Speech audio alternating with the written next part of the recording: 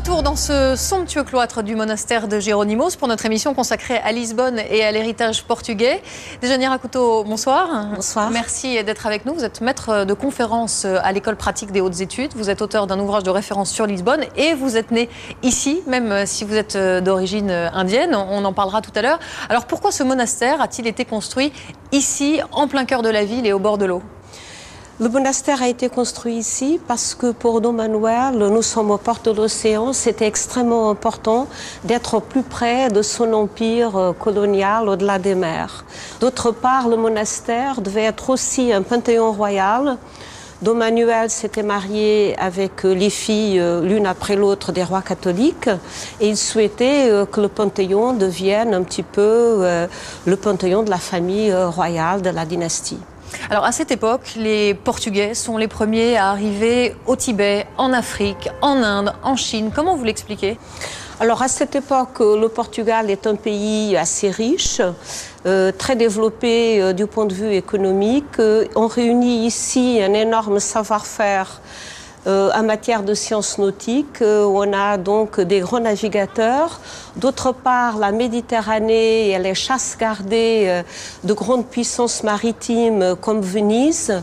Et au Portugal, il ne reste qu'une seule possibilité, c'est de se tourner vers l'océan. Mais à cette époque, il y a d'autres grands navigateurs, des voisins. Ce sont les Espagnols. Et les deux pays, l'Espagne et le Portugal, vont se partager le monde en quelque sorte avec la bénédiction du pape. Oui, avec la bénédiction du pape, grâce au traité de Tordesillas, ce qui consacre ce partage du monde, il y aura un méridien qui va séparer donc les possessions du Portugal à l'ouest de l'île du Cap-Vert et à l'est, ce seront les possessions de l'Espagne. Et c'est pourquoi le Brésil est devenu possession du Portugal et les Philippines possession de l'Espagne. Mais pour résumer un peu tout ça, qu'est-ce qu'elle a de si particulier, la colonisation portugaise ? C'est une colonisation d'un pays qui démographiquement était très faible. Donc il y avait effectivement, entre la base de départ et l'ampleur de l'action, il y a un énorme contraste.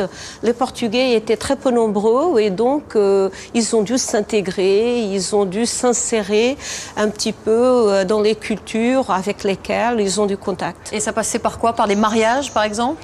Ça passait notamment par le mariage. En 1510, quand Afonso d'Albuquerque à Conquigoa, il a créé une nouvelle société indo-portugaise en donnant aux soldats qui se mariaient avec des femmes indigènes des terres, des privilèges, des armes. Et on a donc constitué cette société grâce, disons, à l'action d'Albuquerque. Alors, puisqu'on est en train de glisser vers ce métissage et vers cet héritage portugais, nous allons aller en Inde, à Goa, première grande implantation portugaise en Asie, tête de pont de la christianisation de l'Orient, une domination qui va durer plus de 450 ans jusqu'en 1961, jusqu'à ce que Nehru rende Goa aux Indiens.